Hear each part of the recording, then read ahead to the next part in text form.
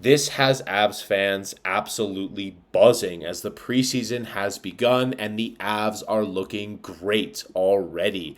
Guys like Gabe Landeskog, Valeri Nichushkin, Cale Makar, and several other lesser-known guys are already in prime season form and looking ready to go. We have information about training camp as well and what the results of those preseason games have done to the lineup now. What is up, Avs Nation? This is Avalanche Digest, bringing you all the news on your Colorado Avalanche. So if you love all things Avalanche, come on in and you are in the right place. So kick back, relax, and let's get started. Before we do, just want to remind you guys to subscribe so you don't miss a single piece of news, and let's begin. So the Game 2 had quite the stories going along with it. Gabe Landeskog getting in a fight and defending Cale Makar's honor. You had several guys like Nichushkin and Gavin Brindley absolutely showing up and looking amazing.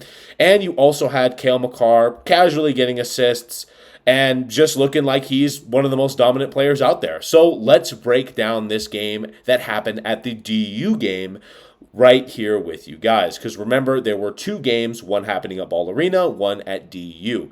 This one at DU had the lineups of Landeskog, Megna, and Brindley being your top line. Other guys in there like Daniil Gushkin, Jack Drury, and Val Nichushkin, as well as some other AHL guys, as well as Makar, Taves, and Barons. So let's break down just how they did. Going to that score sheet, you can see Gavin Brindley had himself a night. And a little spoiler for later, he got rewarded for it to this morning in training camp. You can see that as well, Daniil Gushkin got a goal with the primary assist coming from Cale Makar and Val Nichushkin.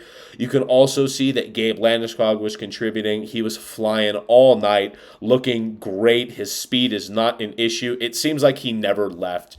And the thing with Gabe Landeskog, you got to realize, is he was one of the most dominant two-way wings in the last few seasons he played, and he was playing on a bum leg the entire time. So now that he actually has two legs, he's unstoppable. And you saw this when a guy decided to take an elbow to Cale Makar, not on purpose, but a bit of a lazy play from the guy, and unfortunately for him, Gabe Landeskog was in the building and kind of just taught him the rules of the game. Love to see Gabe Landeskog back in the lineup. I think it's something that the Avs have been missing for years. A guy like that coming in and just answering the call. Love to have him back. This beautiful graphic was made by the Avs admins themselves, which is the Avalanche Advisory Warning. So fun. I already love it.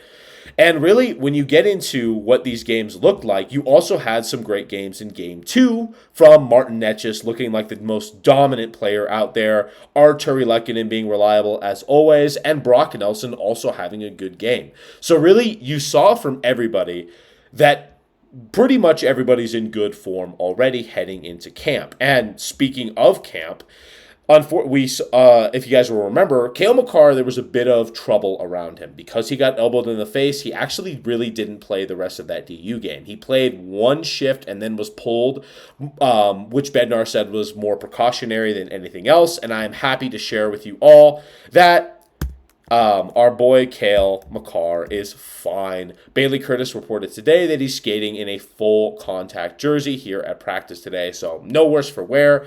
Also good to see Brent Burns healthy. He did tweak something on Friday, so he didn't play either preseason game, which does suck because I would have loved to see him. But he is here and he is just fine, so he should get into those two preseason games at the end of this week. And something interesting that happened now is we are now getting a look at what the power play units will be. Very interesting to see Brock Nelson on there. As you know, no surprise, Cale Makar, Martin Necas, and MacKinnon are on there, but they chose Val Nichushkin and Brock Nelson to also be on the units. And you can see that power play 2 is probably the most loaded I've ever seen it. They were rotating Ross Colton in and out with Devon Taves, so keep that in mind. They're very much experimenting with power play 2, but I don't think I've ever seen this much depth for the power play units before, and with this Avs lineup in quite a while. You can see that with the practice units. Like I said earlier, Gavin Brindley was rewarded with being with the NHL regulars. Group 2 consisted of all of the AHL guys and practice.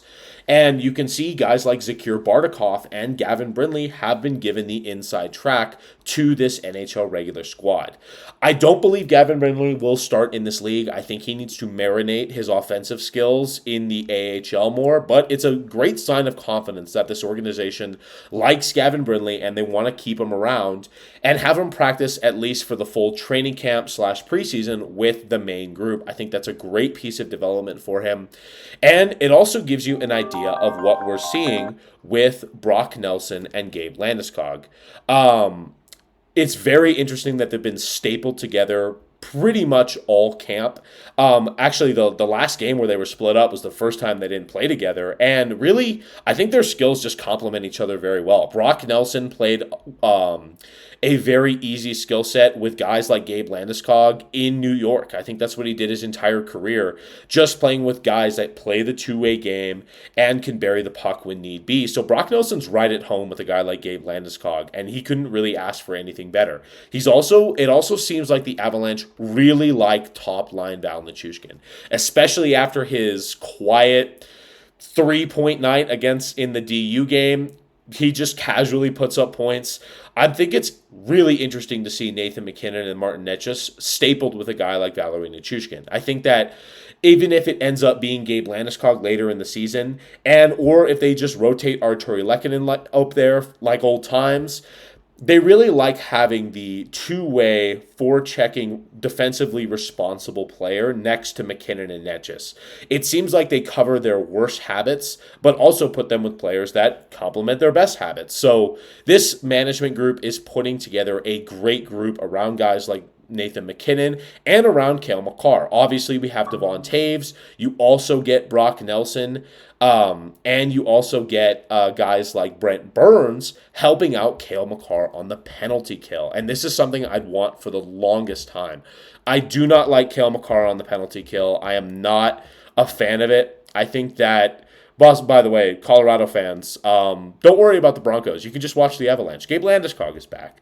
But Nolan Pratt himself also said that Brent Burns will play a large role on the PK. He's done that his entire career. He has a very long reach with him being 6'5", and he has a very long stick that he can easily poke away. That was the main reason why the Avs put Cale Makar on the penalty kill in the first place. So having a guy like Brent Burns to be able to take that role away from Cale Makar, I think will be wonders from Cale Makar, because he plays about 24 minutes a night already, power play and penalty kill. And with the wear and tear of the season, you see Cale Makar have stretches where he doesn't look the best. And I think it's just overall overwhelming to play that many minutes and in that many roles. So I'm glad a guy like Brent Burns is here to hopefully just completely take Cale Makar off the penalty kill and allow him to just focus on the 5v5 defense and the offensive defenseman type of role that he should be playing. I don't want to see him overextend himself, especially with this lineup needing to be relaxed and healthy going into the postseason. And really, that is going to bring it to the end of this video, guys. The Avalanche, just remember, are not really concerned with their regular season standings. I think they'll get 1 or 2 in the Central Division, but this is a team that just wants to get into the playoffs healthy, and I think they are on a great track to do so with all the depth they have in their lineup and how great it's been seeing them in these preseason games. That is it for this episode, guys. Have a good one, and I will catch y'all in the next one, Avs Nation.